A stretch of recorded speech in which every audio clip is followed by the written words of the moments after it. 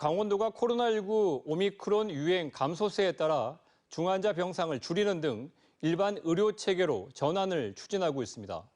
하지만 동네 병의원 중심의 대면 진단 치료 체계가 아직 미흡해 우려스러운 부분이 많습니다. 강화길 기자가 보도합니다.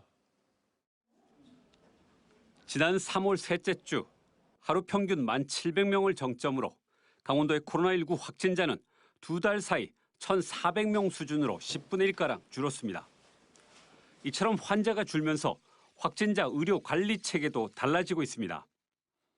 강원도는 정부의 일반 의료 체계 단계별 전환 계획에 따라 일반 의료 체계 인프라는 확충하되 감염병 인프라를 단계적으로 조정하기로 했습니다. 우선 집중관리군 환자를 돌보던 51개 재택치료 관리 의료기관이 36곳으로 줄어듭니다. 지난 4월 11일 2곳을 폐쇄한 데 이어 이달 초부터 확진자를 받지 않는 생활치료센터도 운영을 마쳤습니다.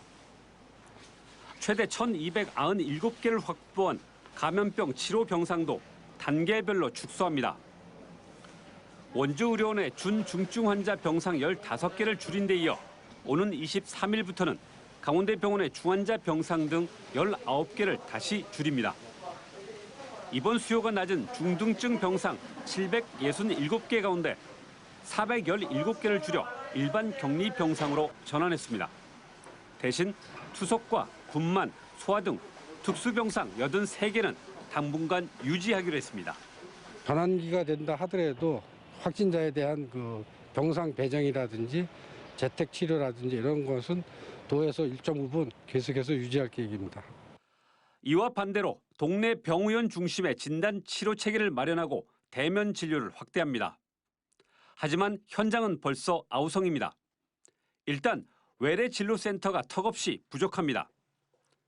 강원도의 863개 병의원 가운데 대면 진료가 가능한 의료기관은 114곳으로 13%밖에 안 됩니다.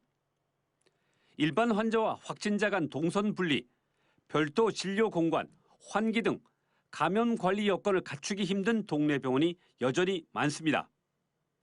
대기 공간하고 진료 공간하고 진료 시간을 구분을 해라. 이게 전제 조건이니까 그거를 맞추기가 쉽지가 않잖아요. 네. 이에 따라 강원도는 오는 23일부터 시행되는 일반 의료 체계로의 전환을 몇 주간 더 연장해달라고 정부에 요구하고 있습니다. MBC 뉴스 강화길입니다.